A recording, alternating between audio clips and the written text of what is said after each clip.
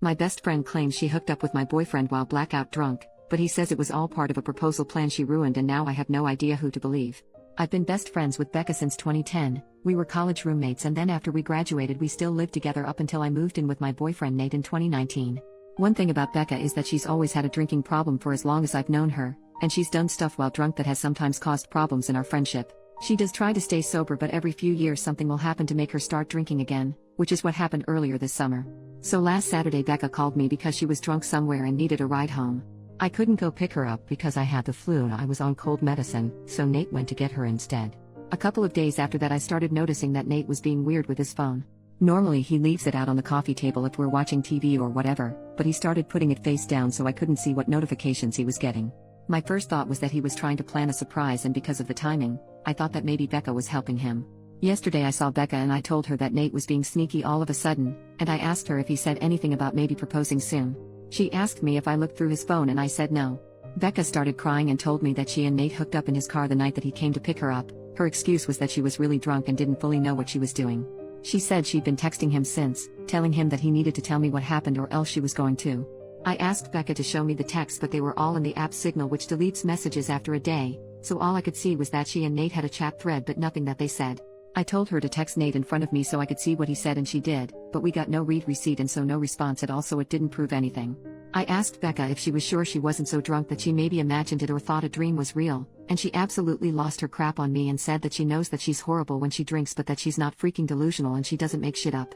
She said that I could believe her or not and it's my choice, but she was telling me the truth. I said I needed to go home and talk to Nate. So when I got home I confronted Nate with what Becca had said, and he acted shocked and denied that anything like that had happened at all and said he didn't know why she'd think so or say so. He said that he had just given Becca a ride home and the only thing that happened was that they talked about how he and I had been together for a long time and how we should get married already. He admitted they were talking on Signal the next couple of days, but he said that it was about exactly what I thought, that he was asking her about engagement rings and what kind of proposal I would want. Nate replied to Becca's message from before asking her if she made up a story about them hooking up to not ruin the surprise about his proposal, and she texted him back that there was no proposal and to stop playing dumb. So then Nate called her pretending like I wasn't in the room and told her that she needed to stop whatever she was trying to do, because we were on the verge of breaking up and he'd rather just have the surprise be ruined, but Becca just kept telling Nate to stop lying until he got angry and hung up on her. I really didn't know what to think and I still don't. Right now Nate is really upset and not really talking to me much. He says that it's bad enough that Becca acted insane and ruined his plan to propose, but it's even worse that I believed her lies even a little and would think that he would ever cheat on me. Becca texted me saying she was sorry, but otherwise I haven't talked to her either. I don't want to think that Nate would cheat on me or that he'd take advantage of Becca if she was that drunk, but I feel like I can't be 100% sure because I've known Becca for 13 years, and I also just can't believe that she'd lie to me about something this important. And I know that she does have a drinking problem, so I can believe that she'd sleep with my boyfriend if she was drunk out of her head. She's done some pretty awful things in the past when she's been drunk. I don't want to wrongly accuse Nate of something he didn't do, but I don't want to be an idiot either. Relevant comments.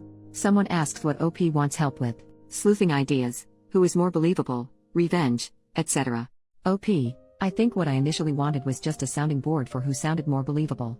But someone gave me the tip that you actually can recover messages from Signal, so when I have a chance later tonight I'm going to try to do that to see if I can get some actual proof of what happened. But so far I haven't talked to anyone else about this though. I really just don't want to spread around what did or didn't happen to the rest of my friends or family without actually knowing for sure. Commenter number 2. What else has Becca done to you while drunk? OP. So in the past when she's been drunk, Becca's blacked out and started fights with me or other people. She'll say really out of line insulting things. She's kicked people out of our apartment because she didn't remember inviting them in. She's accused me of stealing clothes from her because I was wearing an outfit that looked like something that she also owned, that kind of thing. She's never hooked up with anyone that I was dating, but she's definitely hooked up with guys that she knew I was interested in. Commenter number 3. Who has the greater motivation to lie here, Nate or Becca? OP. Becca did have a big problem with Nate when we first got together, and she was really upset when I moved out of our apartment to move in with him. I could see her still being angry about it or still not liking him but just not saying anything. From what Nate said, they weren't making the plans on Saturday, but Becca brought up that it's been 7 years and asked why we're not married yet, and then the day after he asked her about rings. Commenter number 4. What is her reason for not liking him? OP. So at the time she was in one of her longest stretches of being sober and she said that I was abandoning her for some guy when she needed my support the most. And then when I moved out, she tried to make it out like she wouldn't be able to stay sober without me living with her, and Nate basically had to step in and point out that she couldn't stay sober anyway, so to stop guilting me. Commenter then said, it's possible she blames you for her current drinking, and Nate saying he wants to propose triggered her anger for some reason. OP. Everything you say here makes sense to me. Becca has said stuff like this in the past, not specifically about Nate, but sometimes when she starts drinking again she acts like it's unfair that I'm not getting dragged down with her or doing more to help her, and I think on some level she might still think it's his fault that I moved out and don't keep as close an eye on her as I did back when we lived together. I don't know if she'd really go as far as to lie about something like this just for that reason. I really hope she wouldn't, but I could completely believe that she feels like this. Update 2 days later. So on Thursday night, after I got everyone's advice, I told Nate that I had found out a way to recover deleted messages from Signal. He immediately took out his phone and opened the app and asked me to show him how to do it, so I already thought that must mean he was telling me the truth because he didn't panic or hesitate at all, right? Which was good because when I tried to download Signal on my old phone it turned out that it's too old to support the current version of the app, so it wouldn't work. Nate then asked me if we were going to have to go out and buy a new phone for me to believe that he was telling me the truth, and he said that he was willing to do it if that's what it would take. I told Nate it wasn't that I didn't believe him, I just wanted to have some proof because I just couldn't understand why Becca would lie about it.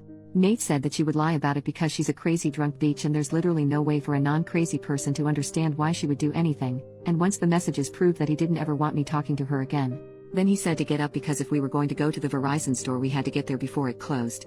By then I completely believed Nate anyway, so I told him we didn't have to go anywhere or get a new phone and that I believed him and I knew he didn't cheat on me and that he would never do that. Nate said that he would hope I know that and that he didn't understand why I didn't take his word for it in the first place.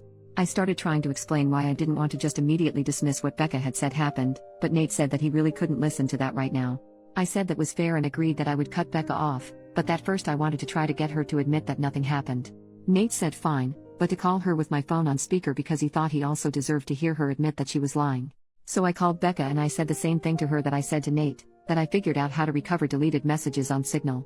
She asked me why I would need to do that, so that was when I knew for sure that she was definitely making it up and not just confused somehow. I said it was because I wanted to have proof of what she and Nate talked about. Becca asked me if I saw their messages, so I lied and said yes. After that Becca just went silent until finally I asked her if she was going to say anything. Then she asked me if that meant that we were engaged now. So then I really just lost it on her and screamed at her asking her if she was freaking serious and what the heck was wrong with her and how could that possibly be all that she had to say. Becca started screaming back telling me to freaking calm down and about how obviously I never believed her anyway because it's not like we broke up over it. I was crying by that point and because of that I couldn't really say anything else, so then Nate told Becca to go screw herself and to never ever contact either one of us ever again and hung up on her. A minute later Becca sent me a completely unhinged text that I'm quoting here verbatim, apart from changed names. Courtney. You are supposed to be my friend for life. You are supposed to be there for me. You are supposed to be my person. But then you meet Nate and now you only care about Nate. Everything is about Nate. Tell me why Nate comes to pick me up when I call you? I called you not your precious freaking Nate. I only want you to see how screwed up this is, but do you? No. Of course you don't. Of course you choose Nate over me like you always do and like you always will. You pretend to care about me but I can see you don't care. It is pathetic, Courtney. You are a pathetic woman who would choose a man over a friend. But since you can't say it yourself I will. Since you have to have your sweet perfect little baby Nate do it for you I will. Goodbye, Courtney. Is that what you want? Goodbye forever. I hope you freaking got what you freaking want. There were the 3 dots after that showing she was still typing more, but I blocked her before she sent it. I don't care about anything else that she has to say. I'm sure it's all just going to be more bullcrap about why this is my fault or justifications about why what she did wasn't that bad and I should forgive her. I know Nate is probably right and there's no non-crazy logic behind why Becca would stoop to doing something like this, but obviously I've still been thinking about it and my best guess is that whoever said that Becca still blames me and Nate, apparently mostly Nate, for her being a drunk mess who can't get her life together is right. It seems like she somehow thought that if she said she hooked up with Nate, I'd break up with him but still want to be friends with her and then everything would magically be fixed. As far as stuff with Nate, I asked him if he thought he could ever forgive me for doubting him and he said that since I came to my senses and I cut Becca off he guesses we can try to put it behind us. I don't think he's still going to propose anytime soon. After this I probably wouldn't if I was him. And from what Nate said he didn't actually do any planning yet other than asking Becca about rings and if I'd think a public proposal was tacky or not. All he was doing so far was trying to get ideas without me knowing he was talking to her about it. So just based on that I think probably it's not going to happen for a while if it still does at all. Also thanks to everyone for the advice and support. I know I didn't respond to many comments but I really did appreciate everyone who cared enough to want to help. Relevant comments. Commenter number 1. I'm curious if Becca ever said anything to you when she hooked up with guys you liked? Do you think she was blocking you on purpose to keep you for herself? Did she try anything with Nate before you were exclusive? Or was she just drunk and looking for hookups? OP. I don't think she ever put enough thought into those hookups to be malicious like that. She was just inconsiderate and would go after whoever. Commenter number 2. Did you ever confront her or just let it go? More than one time seems like a pattern. OP. We definitely got into arguments about it at the time, but it was mostly just kind of college bull crap and not really an actual confrontation about why she kept doing it, I guess. One last thought from OP. I'm sure she won't just go away. I'm already expecting her to try to get our other friends to get in the middle of everything as soon as she figures out she's actually blocked and I'm not just ignoring her. I hope she won't try to do anything else, but I guess at this point I really can't know with her. I'm hoping things are okay with Nate. I think in a while they will be. New update 11.5 months later. I haven't logged into this account for about a year, but I got a few messages asking for an update, so here it is. It turned out that whatever was going on with Becca that caused her to make false accusations about Nate was the beginning of some kind of a psychotic break. After I blocked her, she made a whole bunch of fake accounts and started sending me completely unhinged crap about how I ruined her life and threatening to get revenge on me and Nate. This went on for literally months, with her sending me dozens of messages a day. I found out from other friends that she was making multiple posts on Facebook every day that were semi-coherent rants about how much she hated me and how I was evil and ruined her life intentionally. I tried to talk to the police 2 different times to get a restraining order because I was afraid that Becca was going to show up at our apartment and attack me or Nate. I literally even got a front door camera because I was so scared that she was going to hurt us. The police said that because Becca wasn't threatening actual violence, she was just a nuisance and they couldn't do anything. They acted like I was an idiot because it isn't illegal to talk crap on Facebook, and they basically told me to just keep blocking her whenever she made a new account and eventually she'd get bored and move on. Then finally there was an incident where someone broke the windshield of Nate's car while he was parked at his work. I guess it could have just been a random act of vandalism because his wasn't the only car that got windows broken, but at the time I was 100% sure it was Becca, so I went to the police again. Eventually an officer went to talk to Becca, and she said she didn't touch Nate's car, and again I have no proof that she did. But after the police talked to her, Becca got put into a psych ward for a week because apparently her apartment was filthy and she was drunk out of her mind 24/7 and a danger to herself. I have not heard anything from Becca after she left the psych ward. I don't know if she was diagnosed with something or if she's medicated now or what. I found out that she moved in with her dad, who thank God lives in a different state. I look at her social media every so often to make sure she's not posting about me again and that she's nowhere around me. I haven't mentioned Nate much in this update, and that's because we're no longer together. He broke up with me after the windshield incident because he couldn't handle being constantly harassed by Becca, and to be honest I don't think he ever forgave me for not taking his side immediately when everything started. It really hurt, but I can't blame him. I tried to talk to him about fixing things between us after Becca was gone, but he just wasn't interested. So that's that. Life goes on, I guess.